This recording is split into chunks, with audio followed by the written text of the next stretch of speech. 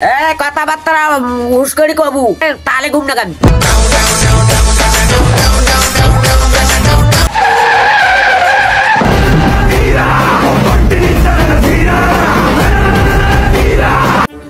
বাড়িতে কেউ আছেন?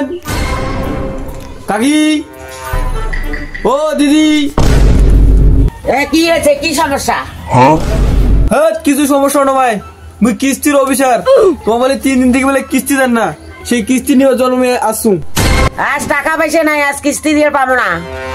দিলে নাটা শুনির জন্য আমি আসুক নাই। আজকে কিস্তি দিবেন, তারপর মুই যাই। আর তোমরা কিস্তি না দিলে মোক অফিস থেকে চাপ দিয়েছে। টাকা পয়সা না থাকলে তো কেমন করি আমি কিস্তি দেব? কারো কাছ থেকে ধার করে আনি দাও, পরে দিয়ে আইসেন, কিন্তু তাও মোক তোমার কিস্তি দাও। আজকে নাকবে কিস্তি। এই অফিসার বোঝে না কেন রে? এমনি টাকা পয়সা না, আমি কিস্তি দিবার পাম না।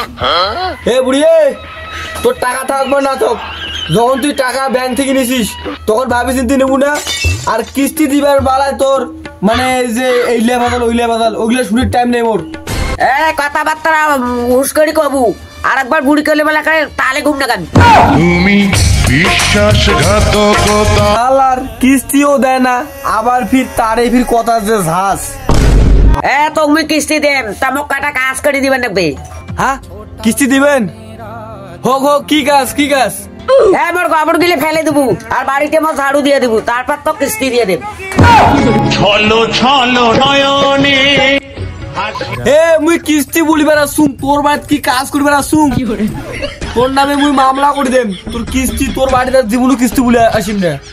বুড়িতে বুড়ি, ড্যান্ড্রাস বুড়ি এখানে, তার বাড়ি জীবন আর কিস্তি বলে আসিম না। বলে মোর দ্বারা বলে ফির গোবর ফেলে নিবি।